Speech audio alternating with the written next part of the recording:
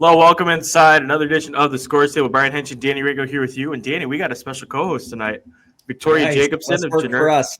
Less Hi. work for us, Hank. That's right. So we're doing this show to focus on Warsaw Homestead, which was kind of like the game of the week, I guess. I think that's a fair assessment. I know it was for us up here in Fort Wayne, for sure. Yeah. It felt like it down here too. Danny's a big Warsaw guy, so he's been like pumping this thing up and hyping it up for like months. Like it's back in like September. He's talking about, man, Hank, gotta see Homestead Warsaw. Well, I wouldn't have to if you would just admit that they're good. I wouldn't have to say all of these things, but so now I'm gonna have to take my lumps to let you know. But I know a lot of people over at Homestead too, and so now you've gotten me answering texts the rest of the night. So I appreciate that, Hank. And you're going to get me a lot of angry emails of people saying that I said that Warsaw sucks, which I do not think. I think they're great. Victoria, how are you? I'm doing well. I was there in person last night. So I was in the Homestead gym, which is probably the warmest place in town.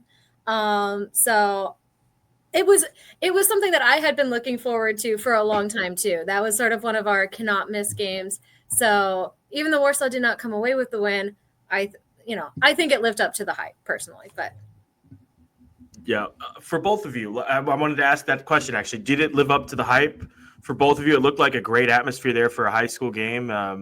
The final score we should mention too, 67-55 in favor of Homestead. Let's just start there. Did it live up to the hype, the matchup itself? I mean, I would say so. It was one of those games where I was kind of looking back on it as I was writing my story last night, and I was like, oh, Homestead really never trailed after after going up 6-5. So they never really trailed after that. But it was pretty close for the rest of the game. You never really Homestead was always kind of in control, but it never really felt like it was getting out of hand or like maybe you should look away or focus on your popcorn or whatever. And then I believe it was within 4 with about 4 minutes to go. So, there really was a moment where you could tell the Warsaw bench, they thought that they had momentum. They definitely thought, hey, we're still in this thing. And then Homestead really shut them down over the final minutes of the game. They finished the game on a 7-2 run.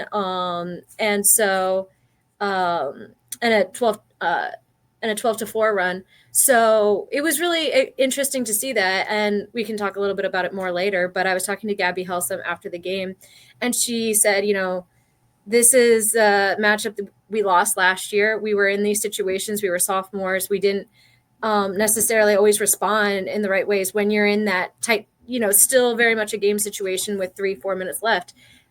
This year, they've now, won a number of games where they are put in that situation. They're the ones who are coming out ahead and sort of laying down the hammer. So it's just a sign of the growth and maturity of this team that now has a lot of really experienced juniors. Victoria, this is fun. I've actually got worse at hosting the show since last year. And to that end, I forgot to mention that we have guests tonight too. In addition to Victoria, we'll be joined by the aforementioned Gabby Helsom and Coach Rod Parker from Homestead and Brooke Winchester and Coach Lenny Krebs from Warsaw. So I wanted to get that out there as well. We're going double guests tonight to talk about that game, and two with Selection Sunday on Sunday. There's a lot more to talk about with that as well. Danny, I'll throw it back to you.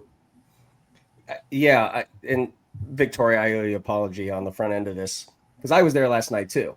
Oh, so for me, it did live up. That was the first time I'd been in. I think it's Spartan Arena they call it. I mean, I hadn't been there since it's not a new construction; it's a renovation, right, Victoria?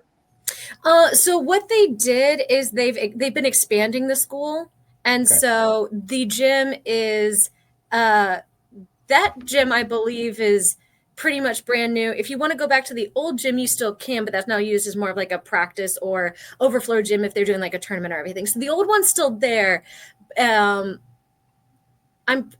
Yes, the old one is still there. Now I'm thinking about the construction and everything, but it is not in exactly the same footprint where it was if you attended a Homestead game 6-7 years ago. Yeah. Hank, it's a great building. Like it looks different on stream than it does in person.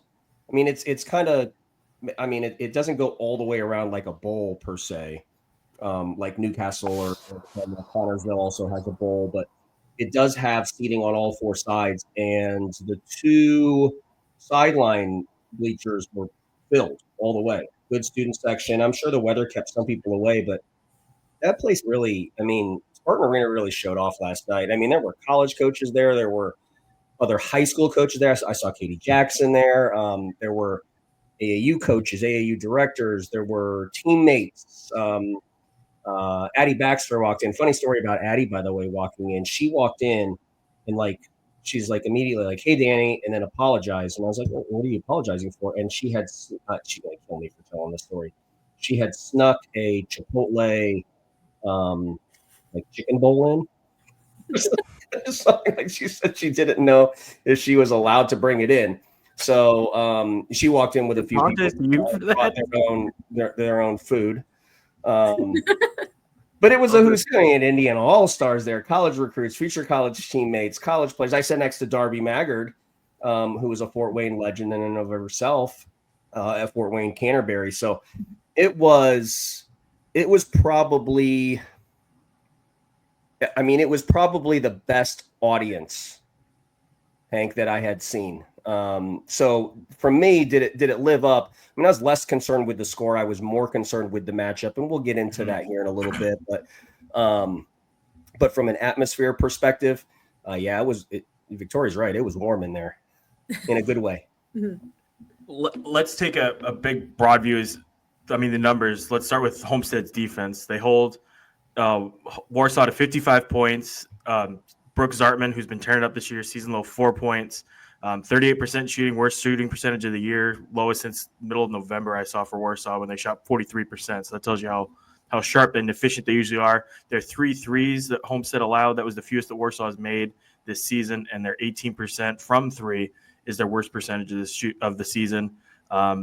First half, they controlled the first half pretty well, it looked like. But just for you guys, what were your big takeaways? Well, the thing that I kept thinking back to was that I saw the same matchup last year when it was at Warsaw's place, and that was a really rough patch in Homestead season. They had lost to Snyder in an SAC matchup on the Friday before, and that kind of knocked them out of conference contention. And then they came into Warsaw, and Warsaw rained down 10 threes on them. This is outside shooting is something that has really been Warsaw's calling card over the past couple seasons. And, again, talking to Coach Parker and Gabby Helsom after the game, they kind of said, like, we were not going to let them beat us, certainly not in the same way that they did last year, where they get hot. And I believe last year, Brooke Zartman, I think she had 7 threes, and it seemed like they were all from exactly the same place on the floor, where it was just over and over and over again. And they just sort of said, no, we're not letting them take those shots. I think Zartman and Jocelyn Brooker combined for 40 points in the last game last year. And they were like, no, we're not going to let that happen again. If we give up a little bit to Brooke Winchester inside, which that did happen, we'll be okay with that. But it was just really impressive for them to say, take that experience from last year and just come and bring an entirely different defense in this time around. Yeah, Hank, Victoria's right. It definitely changed. Warsaw looked uncomfortable all night. They looked uncomfortable all night. So it seemed like, and I think this is an obvious take, it seems like Homestead and Coach Parker wanted to make Warsaw play in the half court. It's how Zartman gets a lot of her looks, is in just that 4-1-2 pitch and the transition up the floor. Now, Warsaw looking uncomfortable, I mean, that could be a Warsaw narrative as much as it is a Homestead narrative. But talking about how they made them uncomfortable, I mean, that happened really early. Like in the first quarter of that game, I think back, there was a dribble handoff really early, and this is just when it was 7-5 or 7-6. And I mean, it was just, we didn't really know. We hadn't gotten really into the game flow yet. We were playing in the half court. There was a dribble handoff between Winchester and Bricker. The same dribble handoff that they've probably done 10 times a game, and they kicked it. They kicked it into the Homestead bench, and it was a turnover. there was another one where Winchester had post position against Helsom, and just lost her balance, fell over, got to travel. I mean, it's just discomfort. Like Neely had to throw a pass in on an entry, again in the half court, and just threw it to the wrong hands, and it was just another turnover. So Homestead did things in the half court that made them uncomfortable. But the biggest thing that they did was they sprinted back. I mean, I said on a previous pod, Hank, or several previous pods, that when you see them get the ball out of the net, they throw the ball, they being Warsaw, Winchester will throw the ball to Neely, and then you look up the floor, and there's always a numbers advantage. There was very rarely a numbers advantage in this. I mean, and there was many times, the stream, because I did rewatch the game after also seeing it live, there wouldn't be a Homestead player in the frame. Like, they're getting the ball out of the net and they're throwing the outlet, and the entire team is already back set on defense. So Homestead's ability to get back in transition on live ball change of possession, I thought, was one of the things that made Warsaw really uncomfortable. That's a beautiful transition, Danny. Well, that sets us up for our first two guests tonight. Gabby Helsom, Coach Rod Parker from Homestead, coming off of last night's win. Gabby, last night, first of all, congratulations on the Toledo commit. 25 points for her. 25 points for Gabby. My Epps adds 19. Homestead improves to 19-2. Both of you guys, Rod, we'll start with you, and then Gabby, if you want to give your thoughts on it. You heard what Danny was talking about, and you guys getting back on defense and stopping their transition opportunities. Was that what you were harping on all week leading into that game? Yeah, most definitely been harping on that most of the season. So I'm actually feeling pretty good that Danny brought up the fact that we kind of did okay at it, because we watched film of that, and I still got on the girls that we weren't as good as we needed to be in certain possessions. But to sum it up, I thought we were pretty good at that skill point, and we were definitely trying to take away their opportunities to score in transition. And for most of the game, we did it. We missed a couple mismatches at the rim in our attempt to cover the perimeter with Zartman and Bricker and those particular scores. And we let a couple of their players sneak out, at the rim. But part of that was, I thought my girls did a good job. If Maya attacked the rim, people were picking up Zartman to take that away. So we had to give up a couple of those situations. But, yeah, I thought we did a really nice job with it. And it was a focal point. Yeah, I agree. I thought we did really well. Give Maya her props. She did amazing on Zartman. She sprinted back, met Zartman every time. We'd help her if she was down at the rim after a drive or something. But I thought she did a great job sprinting back every possession, and she really did not let Brooke see, the light of day. She really didn't get many easy shots off. And the few points she scored came in like transition or a small slip up. Victoria? All right. Oh gosh, I just forgot what I was going to say. Danny, can you take some? I'm sorry. No problem. So, Rod, I talked about the discomfort, right? Carly Mollering, I kind of want to center in on her. And we said at the Hall of Fame that you guys missed her. And I thought, because she came out in this season and she was shooting the ball so well at the beginning of the season, that I thought it was kind of an offensive point. But I think you guys really needed her on the defensive side. I thought she drove Bricker crazy. And then while Mollering was out, you bring Kendall McLaughlin in. Bricker tries to attack her. Like in 3 consecutive possessions, she holds her ground. And then Delaney Knoll comes in. I mean, look, I know we have Gabby on here. Maya Epps is one of the best closers. Ankenbrook has done great. I mean, you have great players, but can you, like Knoll, Mollering, McLaughlin, particularly on the defensive side, you have to be extremely happy with what those kids did against Bricker, Zartman, and company. Yeah, definitely. And, Carly's a kid that all last year drew the toughest defensive assignment. She drew that assignment earlier this year. So when she got injured and missed 7 or 8 games, that was a big loss for us on the defensive end, and also just the athleticism she brings and really that fourth reliable scorer. But her absence allowed, I think, Delaney Knoll to progress in her season and development. But it was definitely good it's definitely great having Carly back, on a court. And I thought she did a great job against Bricker. And the thing about Carly is she has the ability to stay between offensive ball handlers in the basket. and that's a big deal. With good offensive players can get downhill, and she did a good job, and she kept, I think, Bricker in check. And even when Bricker did get downhill, we stayed centered up with her with our numbers, forced her to shoot over us and make a couple of tough shots.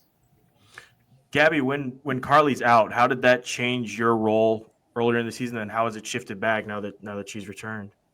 Yeah, I think having Carly brings another element to both our leadership, our just our vocal leader on the court. She's very loud. She brings a lot of energy on both ends of the court. So I think when she went out, I had to step up in the energy way. The scoring's the same. Carly brings a lot to the table. But really it was just trying to step up in the leadership vocally and making energy plays and taking charges, which is stuff Carly did. But when she was out, somebody else had to step up, which is what I tried to do. Yeah, and I'd like to jump back on the whole thing, the question with Danny. I also want to really compliment Kendall McLaughlin because you mentioned her name, and she's been a very, very steady sixth man for us this year. And I mean really steady. She's a smart player. And when you have a successful team, as you've mentioned, obviously Gabby and I've got some very prolific scorers, but she's a kid who really understands her role. And people don't realize that she's shooting over 60% from the arc, on 20-some attempts, but she takes good shots. You know what I mean? She understands her role. She shoots 60-some% from twos, plays good defense, and I can put her in any position and trust her. And I guess the big thing about Kendall, she's just very, very reliable in all of our situations in her, 12 to 16 minutes a game that she plays. And Delaney Knoll seems to understand her role a little bit more too. I mean, maybe it's because she went back to the bench. Maybe it's because what you talked about. But for the first quarter alone, and I kind of jotted this stuff down, she had a steal and assist. I mean, that was to you, Gabby. She had an offensive rebound assist. I think that was also to you, Gabby. She hit the second three after you hit the first three, Gabby. She had 2 driving layups with the left hand. She opens up with a third assist to Helsom. That kid played a 5-minute stretch in the first half. I don't know that there's another freshman that could have done that in that basketball game on that stage. So, I mean, you talked about the kids kind of falling into their roles. I'm curious because, Rod, we've talked about it, but Gabby, from a leadership perspective, one of the leaders and the older people on the team, can you talk about just kind of bringing along a kid like Delaney Knoll and getting her ready for a game like that? That was really impressive for a freshman. Yeah, Dino's my girl. We're super close off the court. She comes everywhere with me. She's always in my car. So a big thing with her was just, instilling confidence in her. Because at the beginning of the season, she wasn't as confident, to make the passes, but more take the shots. I see the work she puts in. She puts in the work with me. So I see all of that and I know what she can do. So I think that's just a big thing, calming her nerves before the game, letting her know, after Carly came back, her role is not going to change. She still has to play the same way. Just because her name's not being called in the starting lineup doesn't mean she doesn't have the same worth to the team, if not more. So I think that's just a big thing, letting her know she's taking good shots and just keeping her head up when she makes a mistake, because she's a freshman. Freshmen are going to make mistakes. I know I did. I know Maya did when we were freshmen. So letting her know that it's okay to make mistakes and just keep her confidence throughout the game. Yeah, and I'm going to say this about Delaney. She's improved a ton, but one of the things Gabby mentioned is she partnered up with Gabby real early last summer, and that's, I think, a two-way street because Gabby offered her leadership and has been a great role model for Delaney. And Delaney knew that she wanted to be involved and, friends with Gabby on and off the court because Gabby possesses a phenomenal work ethic. I think they have common goals and what they want to accomplish on the court in high school and also what they want to accomplish after high school. So Gabby's just been a phenomenal role model to Delaney. And Delaney's a sponge. I mean, she just soaks it all up. She wants to learn. She wants to be great. And I'll tell you, probably one of the best things for Delaney having Gabby's, I think, really helped her through my coaching style a little bit this year, just because Gabby was there a couple of years ago. Because, I can coach kids hard, especially when I have high expectations and they have lofty goals. So I think that Gabby's been a great sounding board for Delaney as the year's gone on, and I really think she's grown up and she's going to be a special player. Mm-hmm.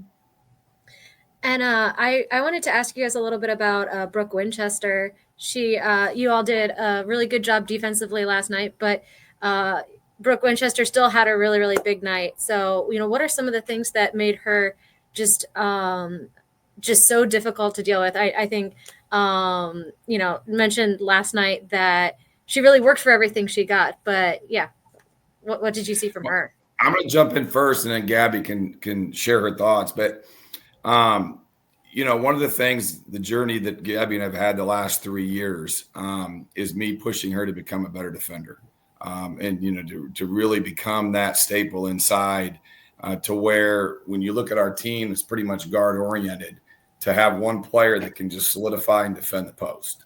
And that was something that last year we weren't super strong at. Gabby's made it a great focal point all year to get better there, and she's just done a phenomenal job this year. And I think both Brian, you and Danny were at our game against Pike earlier in this year. Mm-hmm. One of the underlying things in that game was how well Gabby defended and owned the paint, in my opinion, for us. And she's done it day after day without getting in foul trouble. So going into this game, I told Gabby, I said, listen, you're going to have a tough assignment because we're not going to give you much help. And Winchester's a big kid, a strong kid, but we're really, as Victoria mentioned earlier, we're going to try and change things up. But we're really going to try and defend Zartman and Bricker as well as we possibly can. So you're going to be on an island inside a lot, Gabby. And with that, I said, and the second thing is, you can't get any fouls, Gabby, because we need you on the floor. So I kind of said, you got a tall task, and you're kind of doing one hand behind your back. But we felt like, we were going to challenge Winchester. And if she had a pretty big game and we could keep the others in check, it was to our advantage. Now, when I say that, I thought Winchester played a phenomenal game for her. And so I definitely have to give her credit. She was strong. She crashed the board. She worked very hard, I think, to get the points that she earned. But I also want to say I thought Gabby did a great job in there fighting for us. Yeah, I think, Brooke's a great player. She works really hard on the floor, on the boards, on the offensive end, on the defensive end. I mean, she had 21 boards. It's a crazy stat. So I knew coming into it she was going to score. I just my goal is to make it harder for her to score than just getting easy layups. So she was going to make the tough shots. I knew that going into it, and I just had to keep my head up. And I also think, taking the charge, that was something that I tried to do coming in, because that's something that's, I'm very close with Brooke. I know that's like one of her big things that she likes to do. She averages like 5 attempts per game at charges. So, taking one on her definitely slowed her down a bit. And, it was just an energy shift in the third quarter, which is always fun. That's one of the best things, is the energy that it gives you and your team. And it's like a surge afterwards, and you usually go on runs. So Gabby, just stay there for a second, because that kind of leads into one of the thoughts that I had. First of all, you're having a tremendous year. You're so fun to watch. It is my opinion, not the opinion of this podcast or the Indiana Star, whatever. I mean, you're going to be an Indiana Junior All-Star, okay? It's been really good, but these energy shifts that you're talked about, I mean, that charge came at a big-time moment in that basketball game when you guys were kind of going on a run. That actually ended. Warsaw was down 5. That charge was in a run that made it Warsaw down 11, or Homestead up by 11. But if you go back to the Snyder game, you hit the big 3 in that basketball game. Now it was out of hand at the time, but that was the one where Coach Parker gave the fist pump on the Knoll steal, and then the Ankenbrook kind of throw over the shoulder. You had another one in this basketball game too that facilitated a Coach Parker fist pump, and I think the 4th Homestead 3 that put it away. The one thing in watching you play this year, you seem to have a knack for these individual huge, I call them haymakers, but these just huge energy shift plays. Is that something that you like? Do you like look to do that? Like, hey, listen, like we're on the back end of a 5-0 run here. If I bust a 3, we're going to unfold this thing. Or do you just play your game, or is that something? Because it seems to always be you. I really just try to play the game. I know time and situation. I know like the situation of the game and who's on the runs, who's hot. But also my teammates do a really good job of, finding the hot hand in the games, or finding people who are trusted, or just finding the open player in general. So it happens to be me sometimes, but I don't really think about it that way. I trust in my shot. I trust in the work that I put in outside of practice and in practice. that, you know, the time of game doesn't matter. It's the same shot as if it were first quarter or the fourth quarter. You know, the score doesn't really dictate like how I shoot that shot or the confidence I shoot that shot with. Are Rod Parker fist bumps? Is that going to be a stat for this team unofficially moving forward, or? I do screen record the Rod Parker fist bumps. We have some funny moments in my camera roll from Rod Parker fist bumps. So that is incredible. I love that.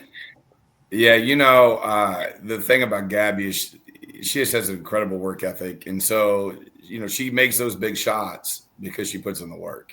And obviously, as a coach, I have extreme confidence in what Gabby can do on the court, and she knows, and the team knows. You know, she's green lighted. She's the one kid that pretty much anywhere on the court, if she's open, she's going to shoot it. You know what I mean? And when she caught that ball, Gabby and I probably won't share exactly what I said to her. She was running down the court, but it was a little push of confidence. And she caught that, catching that basketball because I was already excited because it was a great pass by Delaney. And I'm going to go back to that because we talk about when you have good shooters, teammates have to give them the ball in rhythm and, you know, in position to shoot. And Delaney delivered it, and when that ball was in the air to Gabby, I was already counting three. So, you know, when it went in, I was just excited I could verify it, you know. But, yeah, it was – she's hit some big shots for us, and she'll continue to do so. Vic? I know we talked about it last night, and we talked about it a little bit on Friday, but, you know, this was a really tough period for you all last year when you did, you know, played Snyder and then lost to Warsaw. You know, what is the conversation now, like at practice, now that, well, you've kind of vanquished those Dragons, and you know, what do you talk about now that you can see that you're in a different spot than you were at this point last year? I'll take that one. You know, you can circle back to last year, and you know, there's that cliche that you always learn something when you lose, and I believe there's truth to that. And last year, I thought we played really well in the Snyder game, and it was a phenomenal environment. And the ball didn't bounce our way at the end. They made some big plays, and you know, we didn't. But that was a game I felt in the last 3 or 4 minutes could have played out many different ways, and that's part of big basketball games. The disappointing thing for us last year at Warsaw, I thought it was probably the one game where we came out, I don't want to say flat because I don't want to take anything away from Warsaw, but Warsaw jumped on us early. And as a team, we didn't have collective fight. We had individual fight, not collective fight in that game. And that led to a lot of our defensive breakdowns last year. And I think that was a result of being a young team late in the year, you know, on a Tuesday night, whatever, maybe more mental than physical. So, you know, this year, I think one of our pushes has become a much better team, not only from our skill development, but just our mental development. And we talk a lot about competitive maturity this year as we're growing. And, you know, I look at this team because while we have Liv Fry playing significant minutes as a senior, we're all back next year. So this is still a growth process for us. And so we sat down this afternoon and we watched some game film from last night. We watched some of the clips. And I said, okay, here's the deal. Obviously, we're going to break this thing down like we lost because we don't plan on losing again for quite some time. So we got to continue to grow. So we're going to dissect this game last night and look at the things that we did well. But these are things that we can still get better at in situations. And, you know, and my kids like that. I mean, they want to get better. And I think that's what is pushing us right now, hopefully to make a good tournament run. But I'll let Gabby jump in and follow up on that.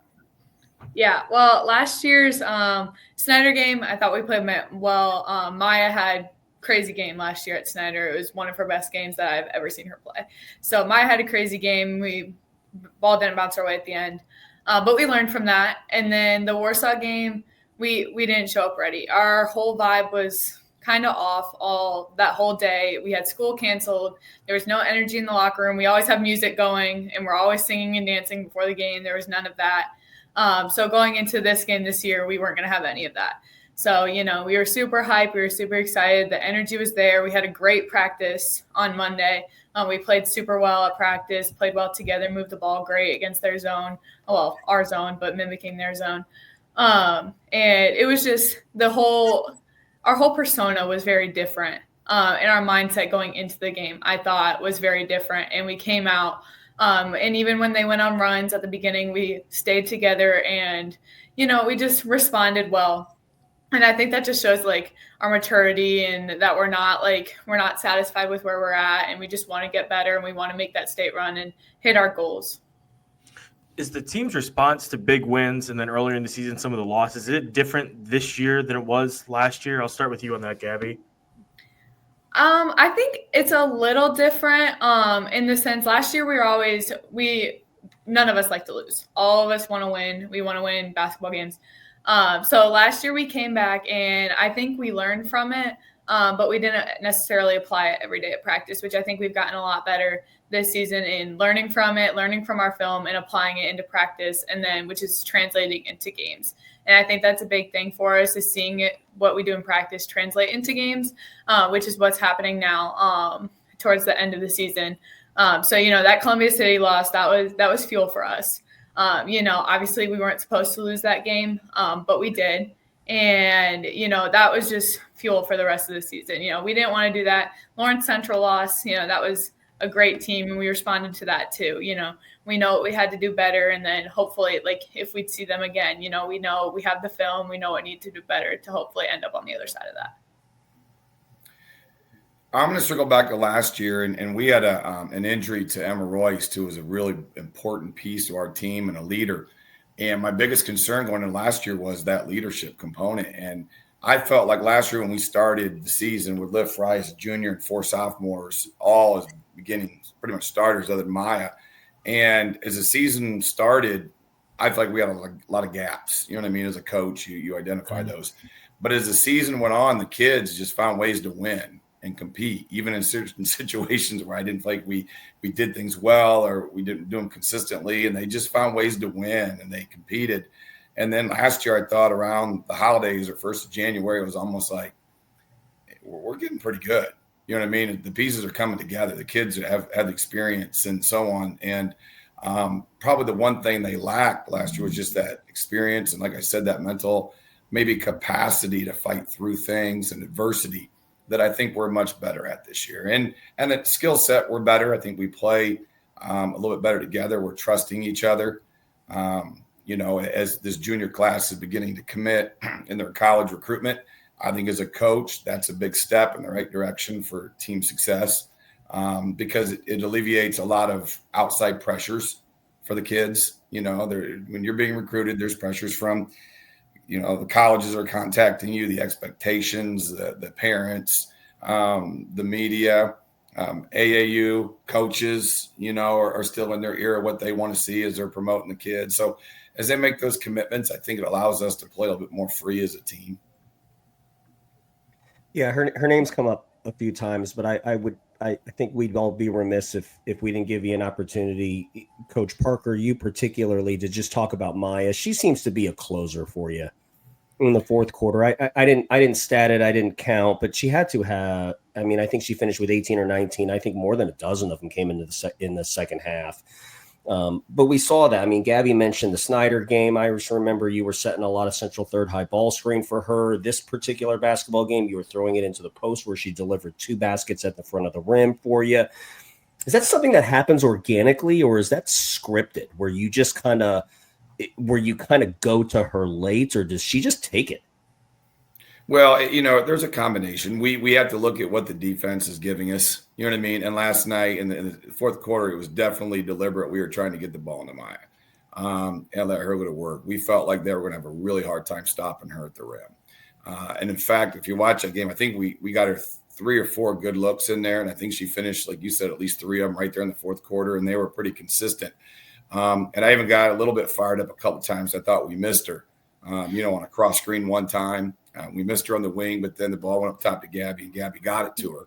That allowed her to finish. So, Maya's special. She is. She's just a great kid, a great competitor. And she has the ability, like Gabby, to take over a game in stretches on both the offensive end and defensive end. And she can score in spurts. And she did that for us last night in the fourth quarter, which is really big for us.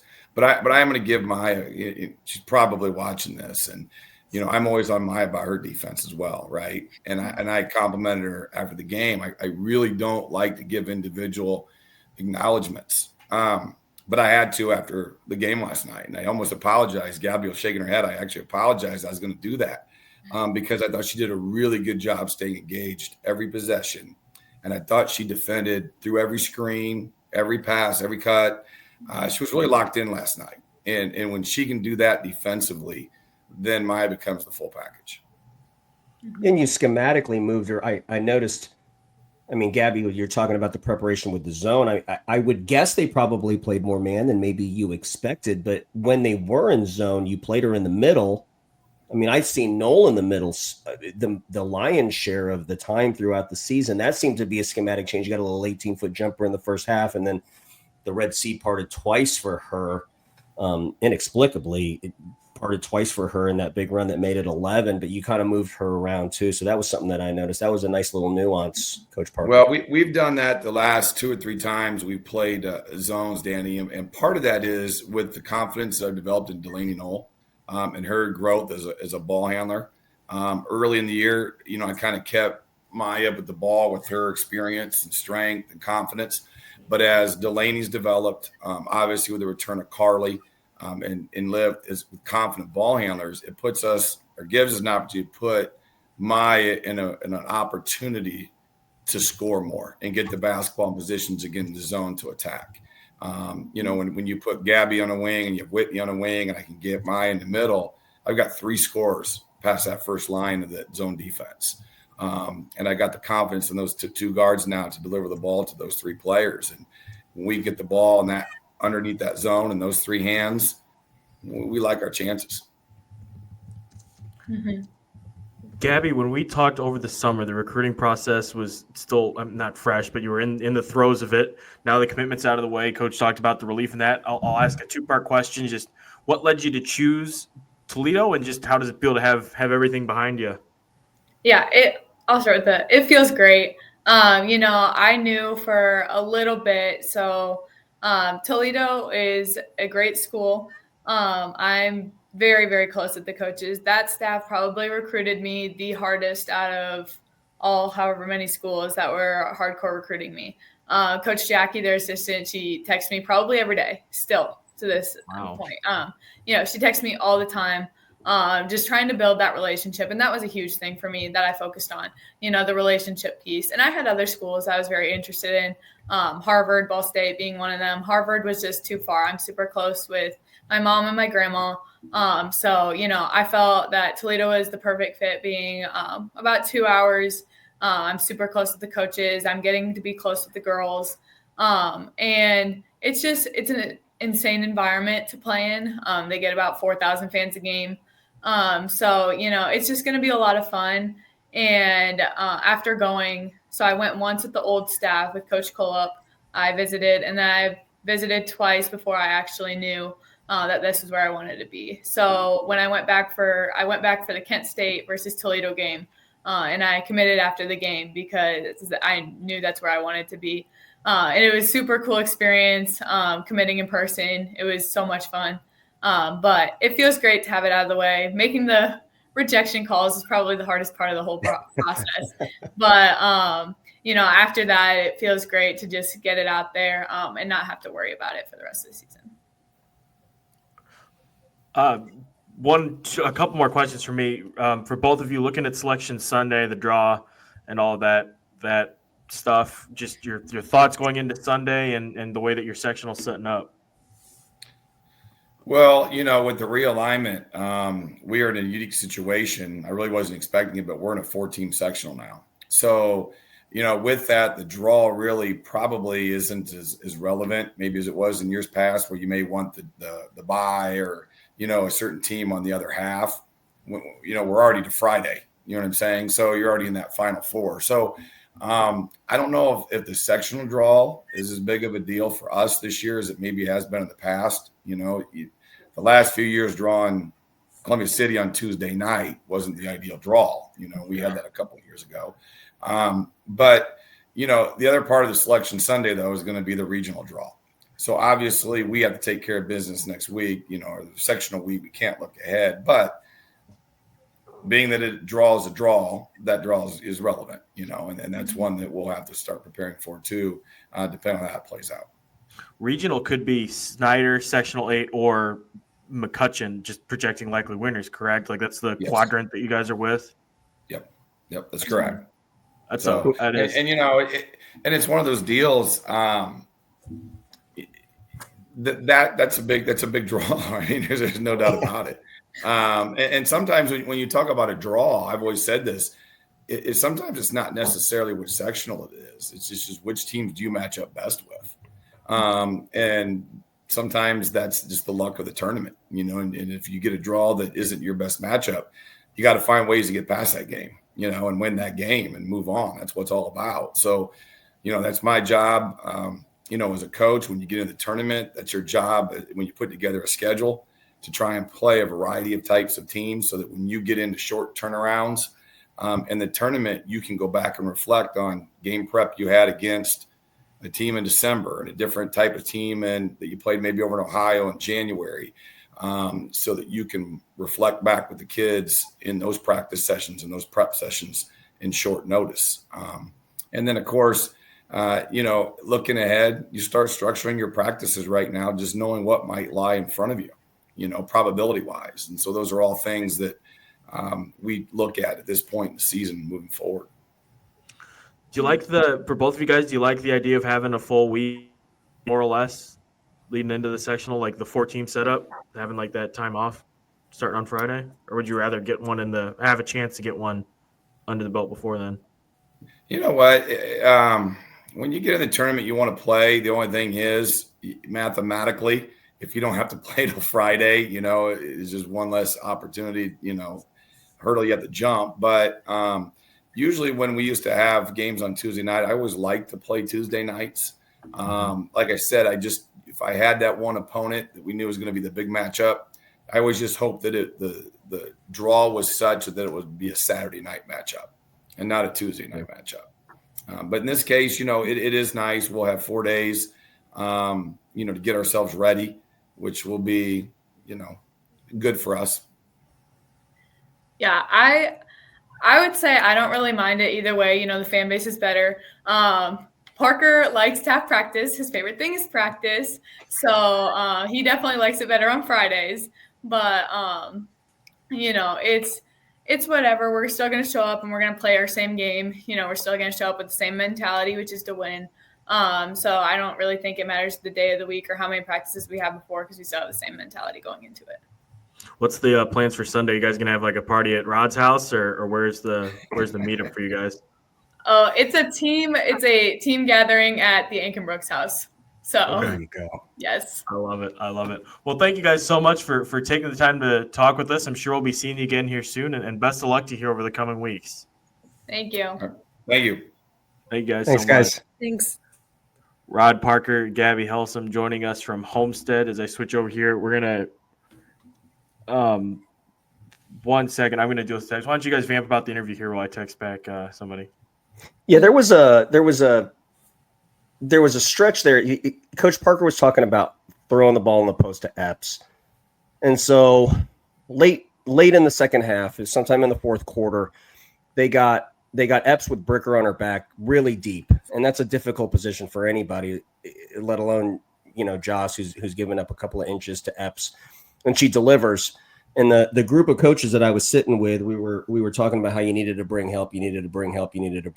So the next possession, they get a UCLA screen switch. They get Epps again now on Peterson deep on the block, and they bring Winchester in on help. This is, again, the very next offensive possession. And I mean, you're supposed to pass that. I mean, that's the read. And she puts a nice little rocker step, nice little pivot, splits the double team, and then delivers again. So just a real Maya Epps second half, fourth quarter winning time moment, where you throw the ball into her and she just absolutely delivers.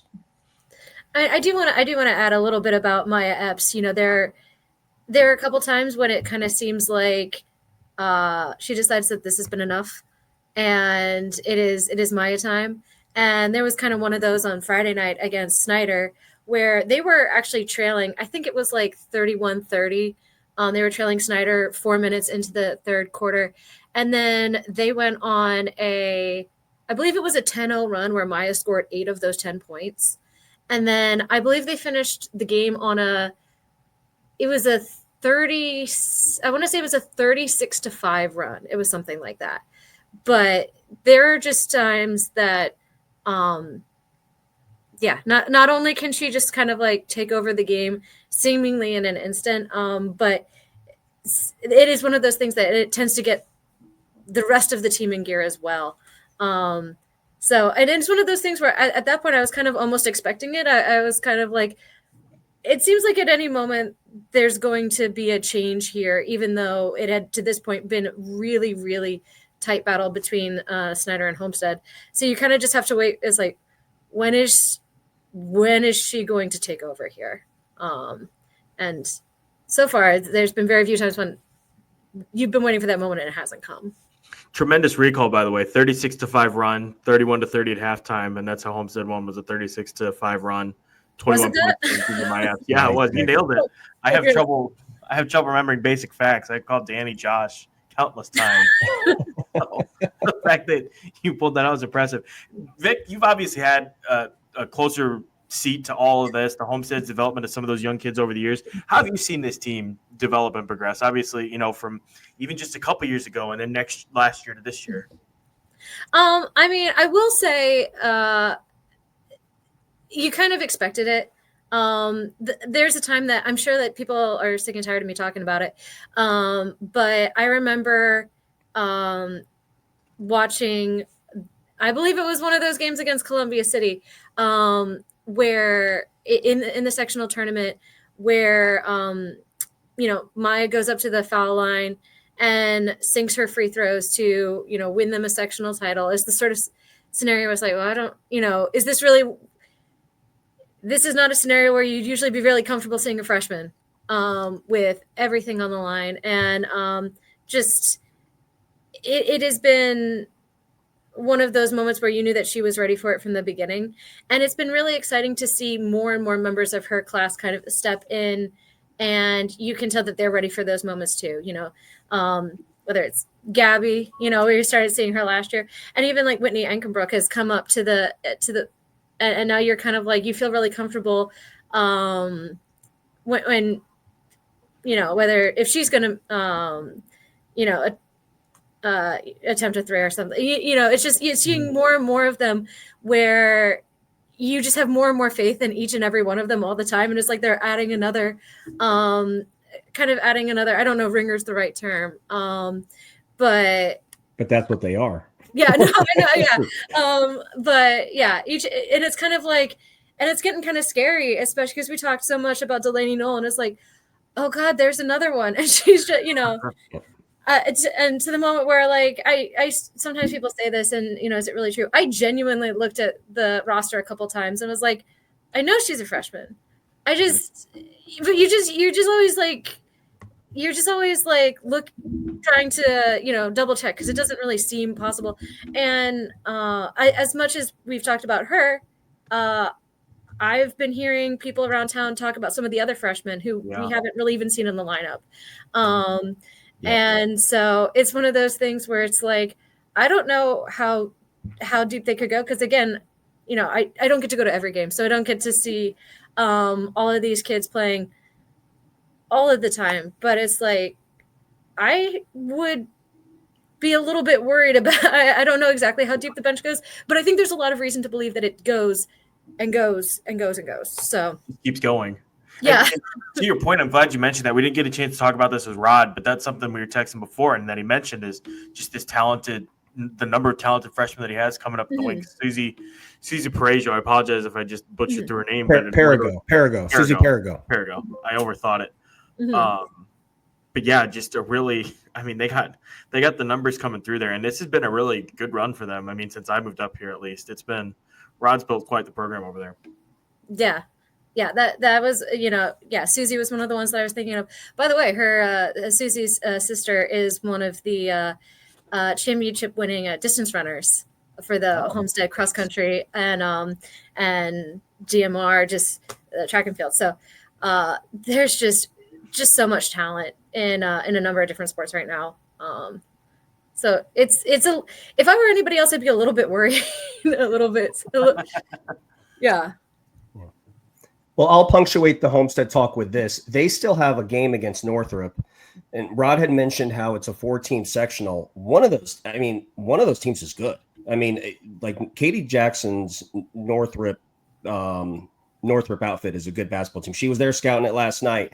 And it's one of those situations, and we see this across the state, where the final game of the regular season for Homestead, they host Northrop and could potentially play them in the first game of sectional. No, Hank, you're shaking your head. Second, Northrop is not in that sectional? No, they're sectional. Okay.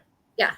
Okay, so Katie was there then, just preparing for the final game of the season. Mm-hmm. Okay, gotcha. Maybe she was wrapped into the hype. She'd been listening to the podcast. She'd been watching. Yeah. No,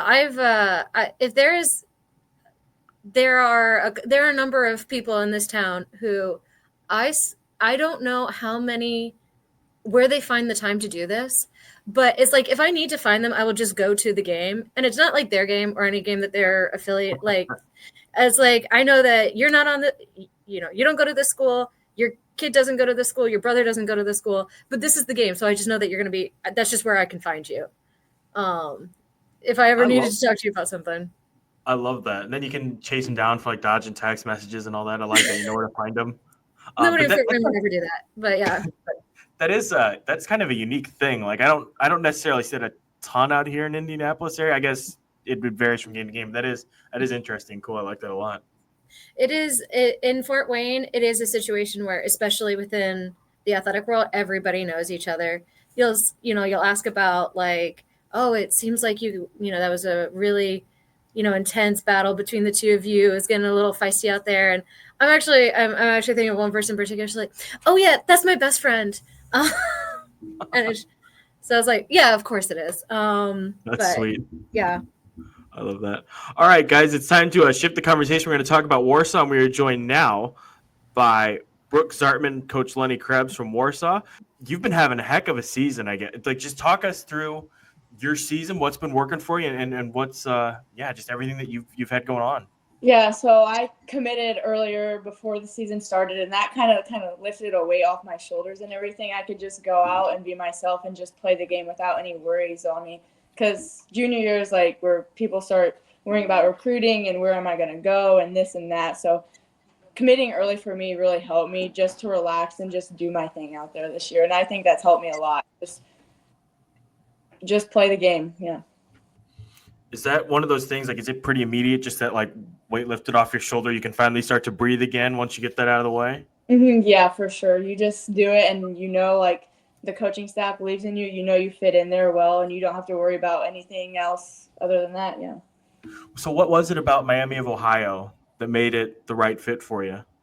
I took my first visit there, and I kind of just knew almost. Like, I felt like at home there. I loved every single one of the coaches. They spent so much time recruiting me. I don't think there was a game that they weren't at this summer where they could go, and I just really think I'll fit in well with Glenn Box and his program, and it just felt right.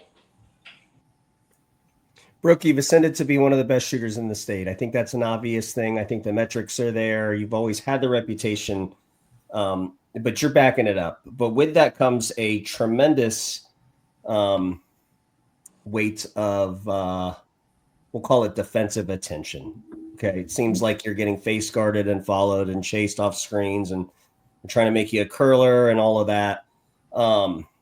What's your approach to that? I mean, do you just roll your eyes like, oh my God, another face guard? Do you expect it? Do you like it? Just talk about that. Cause there's a few select players, and you just happen to be one of them that you're not going to get anything free, girl. Mm-hmm, yeah. So just talk about your just approach, just every night, and just getting me. You had Maya Epps last night. I mean, you're standing in weak side corner, not strong side, weak side corner, with one of the best players in the class just staring at you, standing 2 feet away. Mm-hmm. Give us your thoughts.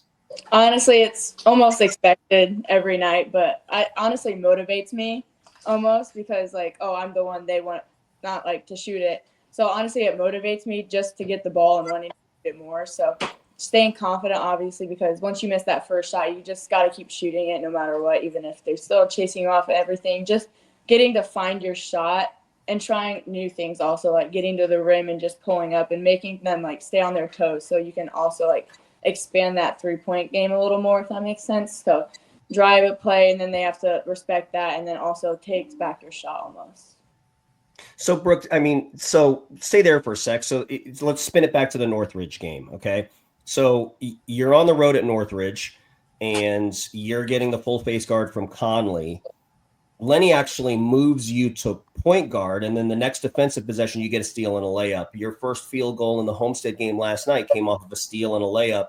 I go into Max Preps to see what your steal percentages are, and you're leading the team in steals. It just seems like you're creating a lot of your offense and trying to be able to get rhythm on the defensive side. You get a free one to go down, and you know how it goes with shooters, right? You see it hit the net. It feels like the next one's going to go in.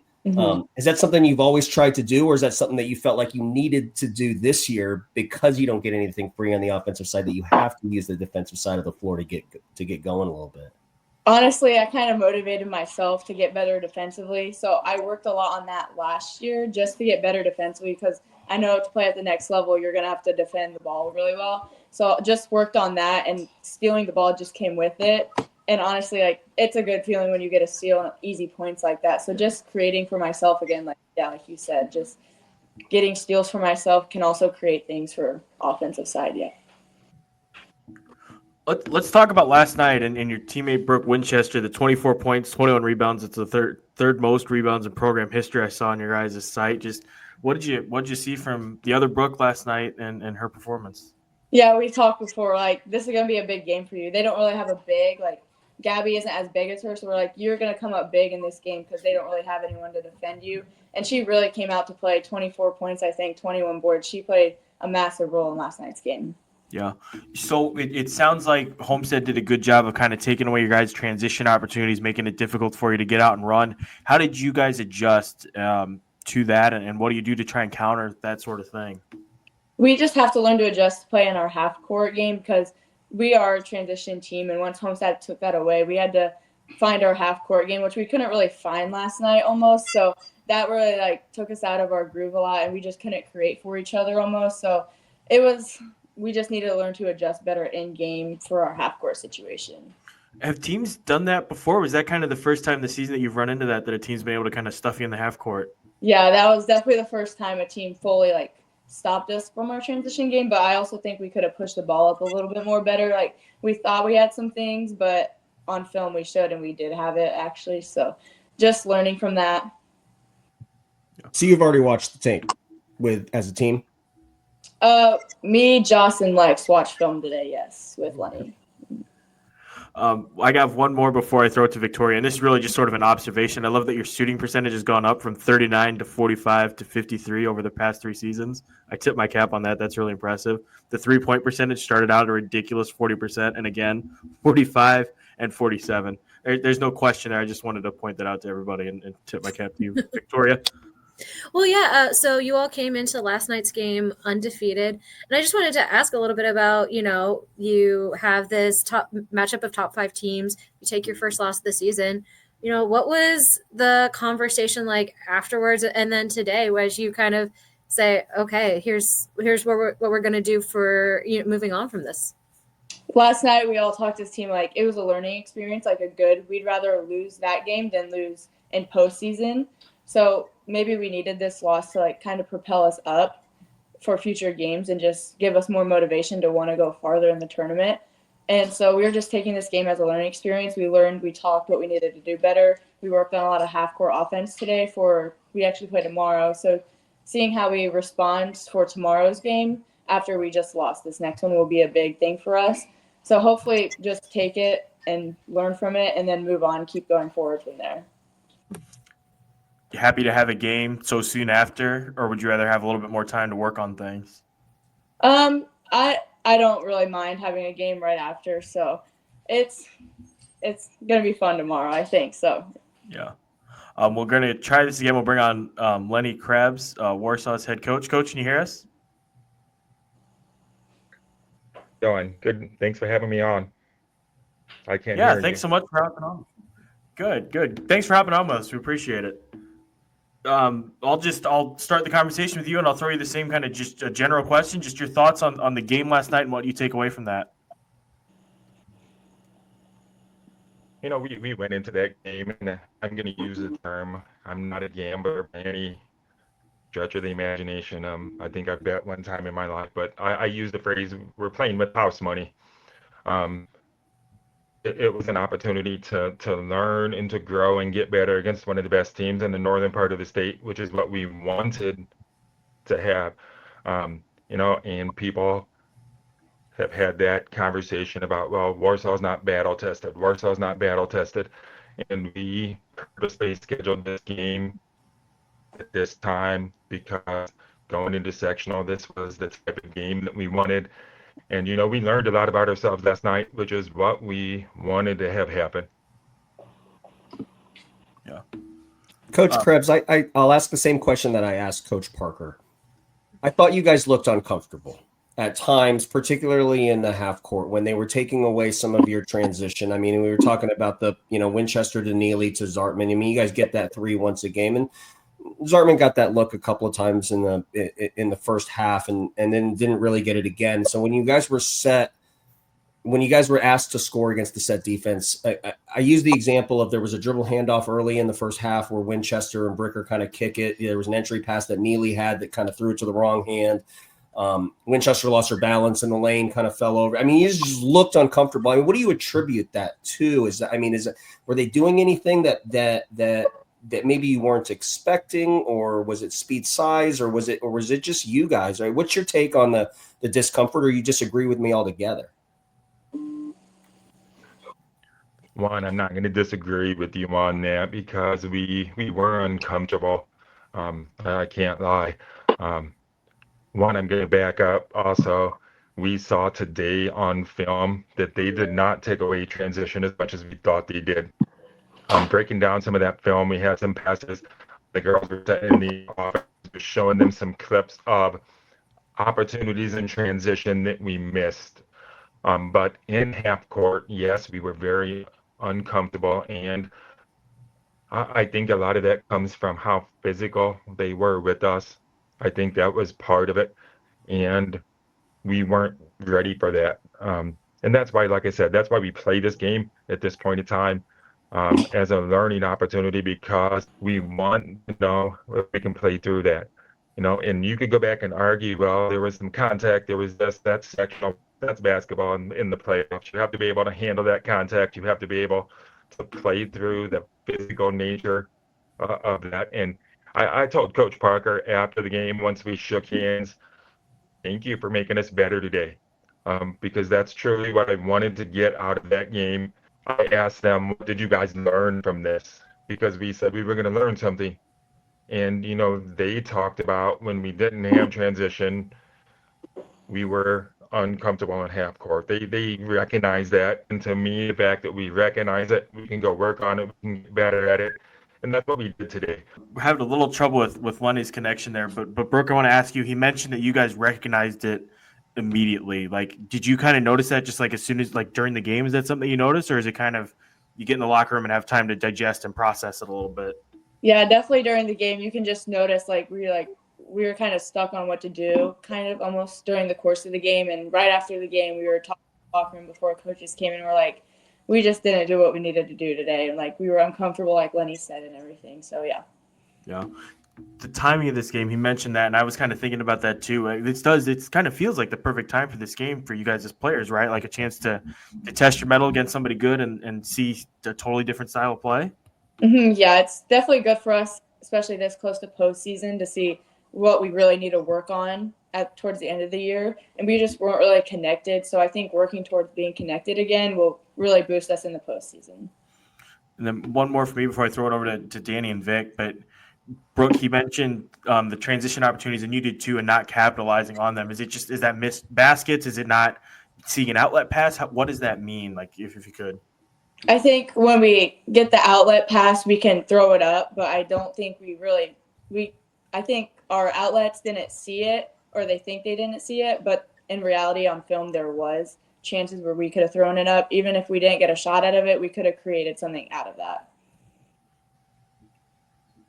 Yeah, there was a critical stretch in the third quarter, and Lenny, you're not going to be happy that I'm going to ask this. I'm not going to duck it though. So it's a 5-point game. There's a mini Homestead run. It makes it 11. Within that run, you guys switched from man to zone. First, will comment that I thought you played more man than I really expected or anticipated you playing. But when you did switch to the zone, you got caught in a couple of rotations, and the Red Sea just parted. Epps got a couple of layups uncontested right at the front of the rim, just in middle against the zone. What are your thoughts on that kind of little stretch there? Because I thought that was probably the critical stretch in the game, which put it in Homestead's favor. That stretch, we actually did not communicate well, and with the girls, and the girls did not communicate well with each other regarding what defense we were in. We actually had 4 people in a 1-3-1 and another person thinking we were in man. And when you say the Red Sea parted, we weren't even in there to begin with, and we talked about that. And that was one of the questions that we asked the girls when we got back was, how can we better communicate that to you, and how do we better communicate amongst each other? Because that was the first time this year that I really felt like we didn't have clear communication. And you're talking to someone with, Danny, you met me, I have a cochlear implant, and communication is important to me because I would often ask the question to our kids, if communication is given, but communication is not received, has communication really taken place? And the answer to that is clearly no. And so that communication breakdown starts with us, and we have to figure out a way to make sure that doesn't happen again, because like you said, that was a key stretch. We fought back. We were. Brooke, as a player, what was it like going into last night? I mean, I saw the crowd. It looks like a decent-sized crowd, obviously hype around it. A lot of people talking about it, looking forward to it. What's it like going into something like that as a player? Yeah, there's tons of talent in that gym, like so many people that you've known and played against forever. It's just a very intense feeling almost when you walk into that gym and see everyone for warm-ups, because there's so many people watching you. You don't know who's there. You're just kind of worried about other things other than the game sometimes. And I think that's kind of what happened last night a little bit with our team. We were just kind of worried about outside influences almost. But that's a good feeling as a player, also knowing that a lot of people are there wanting to watch a good basketball game. So that's also a good feeling and a bad feeling sometimes. Lenny is a coach, and I guess just big picture. Go ahead. I think what she was saying when she saw Danny sitting in the front row over across the gym is what she was. That's fair. I get nervous every time we sign on and Danny's in there. I get it. That's relatable. For you as a coach, I mean, what's it like getting to coach and experience moments like that? I mean, it's big picture. This sort of stuff is cool for girls basketball, I feel like. Yeah. I started coaching 22 years ago, and if you would have told me that we were going to have an opportunity to play in that atmosphere with that much talent and that many kids playing high-level college basketball in the future, and just the magnitude of that game, I would have been like, no, but the girls game has come so far, and that's a tribute to not just the girls, but the coaches and people like you who promote girls basketball. Just a fun experience. Obviously disappointing in a sense of it wasn't what I wanted it to be, but also just a fun experience for the girls, something we're going to learn from, something we're going to remember for a long time. And, hopefully we will use it to propel forward. And I would love another opportunity to coach against Coach Parker come semi-state time. Hey, Brooke, I want to ask about your backcourt tandem mate and Josh Bricker. I mean, it's like a statistical anomaly. Like, you guys crossed over 1,000, one game apart over 60 games into your high school career. I mean, you guys have essentially pulled each other along into what will, very likely end on the Indiana All-Star team, and who knows, maybe one day in the MAC championship together. So, what's it been like having just another real good, just another producer in the backcourt? Yeah, I think me and Joss have grown so much, like as people and players. Like we know each other so well at this point. Like she knows where I'm at, I know where she's at, and just our talents cross well so well. She's very good at driving the ball, and I'm like kind of her shooter almost. And it's been so fun, like getting to know her game and watching her grow as a player and everything like that. And I think we just match each other so well. We kind of know where they are at the time. So we asked Homestead, and I'll ask both of you guys too. What is the plan for sectional draw Sunday? Are you guys gonna crash at Lenny's place? Are you gonna go to like the local pizza parlor? What's the move for Sunday for Warsaw Tigers? We were kind of thinking we're gonna crash at Coach's house, but who knows if he wants us there again? Yeah. Coach will be opening the doors. Just remember, I need to okay that with the boss first. You say you're going to crash at Coach's house. I need to go, and the team's coming over.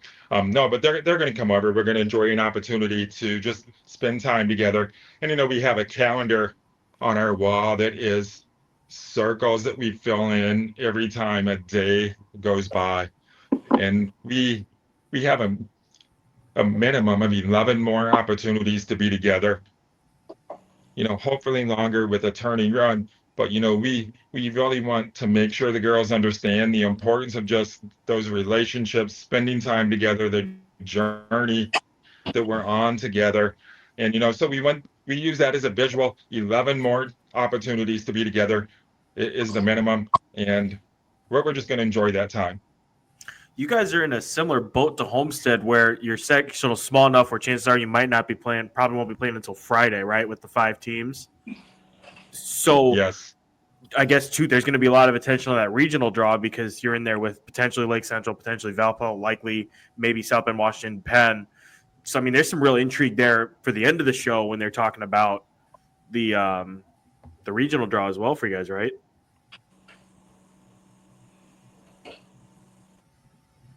yes. Another. And so the sectional, 5 teams, 2 teams are playing on Tuesday, and then everybody else is up to Friday. Obviously, last year we played Tuesday night against Northridge. Not something we want to do again this year. I have my tourney draw in a perfect world planned out, but we all know it's not a perfect world. We're going to take the draw and do the best we can with it. Brooke, what about you? Do you want the bye? Do you like to play right away? How do you view that as a player? I also have my perfect bracket played out, but like Coach said, it's not a perfect world. And personally, I like to play Tuesday just because it's such a long stretch of out playing, and just getting your legs under for Friday and Saturday is probably what would be best. I won't ask about what your perfect brackets would be, perfect draw, lest we jinx it or give anybody any bulletin board material, etc. I'll leave that to Danny. But Brooke, we talked over the summer, and I got to see you guys play against Lawrence Central at I think it was HSE, whatever. How has this team developed and grown since that point at the beginning of the summer through now, where we're almost at the end of the regular season? I think we've just grown so strong relationships with each other. Like there's not a day where we don't all go hang out or something. Like we just love being around each other. And I think that's kind of helped us play as well as we're playing right now. Just that connection part I think has done so good for us. I have one question before the journalists bring it home. But Lenny, you had said something to me about battle testing. Okay. And I mean, this is your opportunity. The lion's share of our audience is Indianapolis audience. And, they see the offensive metrics, and they see the 2,000-point scores, and they see the Indiana Corsic Junior All-Star and Brooke Winchester, and they see the 18-0 record. And then but the number that everybody wants to point to is the 42nd ranked schedule. I mean, I got to ask it and give you an opportunity to kind of address that. What do you say within your locker room about quote unquote battle tested? What's your position within Warsaw about that? That's a fine line to walk, because I feel like every team is different when it comes to what they need and what will set them up to be the most successful in the long run. Some teams you can go down and you can be battle tested, and they can take those top 5, top 10 games every single night, win or lose, walk away from it. We felt like that was what we did last year. We went down and played Ben Davis. We played Westfield. We went down in the Center Grove tournament. We got some of those games down there, on top of playing Columbia City, playing Homestead. We had a lot of those. Are we battle tested this year? People, that would be up for debate. We felt like last year helped set us up for where we were this year in a sense of. I think we lost. Yeah. I think we Take lost. it, Brooke. Yeah, Take Brooke. it, How does last year's experience, Brooke? I'll probably off that and ask you a similar but separate question. I think what Coach was getting at was just the games you played last year. How does that experience of playing Norwell that was state runner-up in 3A and Fort Wayne Snyder that was a regional or a sectional champion, regional finalist, Columbia City, teams like that. How did that prepare you this year? Like, how does that experience carry over and parlay into this year? I think what he's trying to say is like, yeah, we played all those hard teams last year, and I think it helped us prepare this year because we know what's going to come. And I think that kind of built us up into this year because we know we've improved so much from last year because we've all played together for 3 years now. We're just growing as players with skills and talent and everything. So I think last year really like helped us grow like our talent and game and knowing like what's expected at a higher level. All right, and we're talking to you after your first loss of the season, so that's obviously going to change the conversation a little bit. But you start off with this 18-0 record, and what are some of the things that you've seen from this team so far that gives you the most confidence as you finish up this regular season and then head into the sectional tournament? I just think we were sharing the ball so well, like just connecting really well all with each other, knowing where each other's at on the court, just having fun playing the game of basketball again. And I think this loss kind of helped us almost because we wouldn't want to be 22-0 and lose in the sectionals. We'd rather lose a game and then have a 4 state tournament run. So just having fun playing basketball. Awesome. Well, Brooke, thanks again for hopping on with us on short notice. It was great talking with you again. I'm sure we'll be seeing you here again down the road. Best of luck to you. Thanks to Coach as well for joining us. And yeah, like I said, best of luck here over the next few weeks. Thank you, guys. Thank See you you for on having the me. road, Brooke. Thank you. Brooke Zartman, Lenny Krebs of Warsaw joining us on the show. I'll throw it to you two for final thoughts and whatever else. I mean, we can go for as long as you want, Victoria. Okay. I'll go. I'll go first. I wanted to define that critical stretch. I referenced it when we were talking to Coach Parker. I also referenced it when we were talking to Coach Epps. It's a 5-point basketball game, and Warsaw comes up with an empty possession, but it's just a couple of possessions. Ankenbrook gets an attack. It makes it a 7-point game. They answer with Winchester. That's when Helsom draws the charge. So it goes from 5 to 7. When they draw the charge, that's when Warsaw switched to zone. And then that's when they had the miscommunication where not everybody was apparently, according to Coach Krebs, in the zone. So Epps gets a free layup. Now it's 9. They answer with the live ball change of possession layup. They smoke the layup right under the rim. Still 9. They still haven't fixed the defensive rotation. Epps grabs another wide open middle uncontested layup, and suddenly it's 11. And there's 2 minutes left in the third quarter. Now you got to try to, in their building in Spartan Arena, you got to try to erase 11-point deficit when it was 5. That was the critical stretch in the third quarter. You fast forward to that point. That was the point. The reason why I bring that up isn't to highlight the mistakes that Warsaw had. It's to say from a Warsaw perspective, they can very easily have the narrative like, listen, guys, this wasn't because we were outmanned. It wasn't because we didn't have the talent. It isn't because we weren't that good, a good enough team to beat them. We just had a bad stretch in there where the lead ballooned from 5 to 11. If that ends up being a block, by the way, on Helsom, that's suddenly an and 1. Then it's 4 points. Maybe they don't go to zone. Maybe because it's a dead ball change of possession. Maybe they fix the rotation. But that really was the critical stretch. Coupled with the bad start, they weren't like Homestead was in control of the basketball game, but the score is a tiny bit misleading. I said I wasn't really worried about the score, more so how they matched up. They matched up pretty well throughout the rest of the 31 minutes. So that's just kind of my take there. I just wanted to add a little bit of definition to that stretch. Vic? Yeah, I don't think that there's anything that I can say that we haven't already covered. Yeah, and like as much as you said, there was that bad stretch there, and then they cut it even closer there in the fourth quarter. So, and then that's one of those things where over the final couple minutes there were a lot of free throws and everything. So this is definitely not a situation where you look at it and you think, oh, Warsaw's been exposed, or this is a team that maybe they haven't played as many of these top 5, top 10 matchups as some other people. I don't think this is a situation where you saw this game and you can say, oh, well, they can't beat a team of this caliber.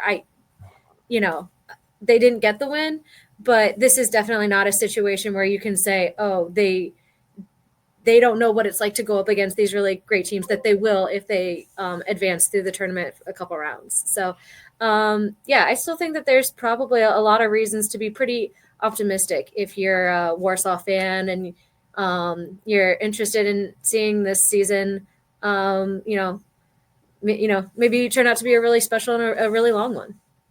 If we do get it again, Hank, and I didn't mean to jump in front of you in line, but if you look at the game stats, they're relatively equal. Homestead 24 of 50 from the field, Warsaw 20 of 52. Homestead was 4 of 19 from 3, Warsaw was 3 of 19. Homestead was 15 of 18 from the line, Warsaw was 12 of 16. They both had 31 rebounds, 10 turnovers, 13 turnovers. I mean, where I'm going with this is whatever metric and statistical measure you want to say, they're relatively equal. There was just Homestead just won the runs.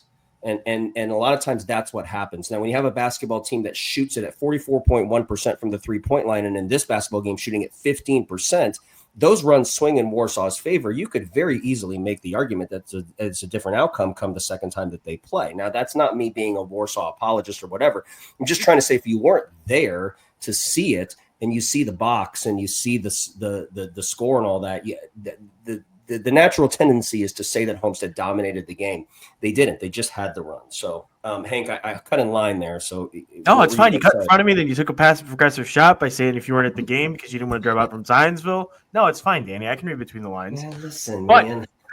I think in all seriousness, talking to Brooke and Lenny, this feels like a game that if they meet again, that Warsaw maybe potentially pulls it out. Sorry for the bulletin board material. But just like the way that they learned, like she was open about it. That's the first time the team successfully stuffed them into the half court. Yeah. And now they've seen it, and now they're going to start learning what to do. And the fact, I love to hear that the players knew it before the coach even brought it up. Yes, before they get on the bus or whatever it was. Like, what went wrong there? And immediately they were to point out this, and this. And then she's talking about watching film together. Here's this, and this. And then they realize, oh, it wasn't as bad as we thought. Here's what we can fix. It's a very mature thing. A very mature approach, and they're in a similar spot as Homestead, where it's a lot of juniors. A lot of juniors in that starting lineup. A lot of kids are going to be back next year. So, just the maturity with which they handled that is impressive, and suggests to me that I would potentially pick Warsaw in a rematch if it comes in semi-state. There's your bulletin board. I was gonna say. So, is there anybody out there doing like post-game win expectancy stats based on for high school girls basketball, or is that? Because no, if you look at the box score, it's hard to actually point to like one or two things where you would say like, oh, that's why they won or that's why they lost. Especially if you don't know. The thing that jumps out to you is the 3-point shooting percentage for Warsaw. Not even because it's actually that much better than Homestead, but just because it's so different from what they usually do. Mm-hmm. But yeah, there's not a whole lot of things that are really, really glaring here. So, it's just, sometimes that last 2 minutes or so doesn't go your way, and sometimes that just a good team beats another good team. One good team is better than the other good team, and I think that's my big takeaway. And I think Danny, you and I discussed that before going into the game. Like, I'm not gonna. The result, barring a blowout one way or the other, really wasn't going to skew or change opinions of either team. It was just a matter of how are they going to dress, how are they going to match up, that sort of thing. We've been going for almost 90 minutes and with 2 interviews, and I'm ready to call it. One thing, though, that I do want to promote is that we will be live, Danny and I, potentially Courtney, whoever else. We're going to be live after the sectional draw Sunday night. That's 10 p.m. Eastern. We'll be live or whenever the Chiefs and Bills game is over with. So go from that directly to here. This is better than whatever post-game trophy presentation you're going to watch. So come watch us talk about the sectional draw. I'll have draw reactions on IndyStar.com. There's also a feature up right now on Emma Anslet. A long-term plug, Grace Smith and I spent a day with Maddie Nolan, friend of the show, who's been training, working on her professional career, and is coaching over at Zionsville, which is pretty cool. Spent a day with her. We're going to see her again Friday, so we'll have a feature on her for sectional week. Vic, anything that you want to promote, share, anything like that? I other than just sort of the usual, which is the journalgazette.net, where we are trying to keep on top of everything. We've got a lot going on between the high school sports, and we're about to head into the postseason for some of our high school sports, and just getting started with some of the others like gymnastics. So we're just trying to keep a lid on everything all at once. But this is the best worst time of year for us professionally. Oh yeah, and we just got done with college football, so my family's like, "Oh, do we get to see you again?" And I'm like, "No, it's basketball season." Are you kidding me? Are you crazy? No, we're just getting started. Yeah. Oh my gosh. Well, we thank you guys so much for watching. Again, 10 p.m. Sunday night, sectional draw live, youtube.com/IndyStarHank. Come find us, come watch us, come hang out. The water will be warm. Thank you guys so much for watching. We'll talk to you in a few days.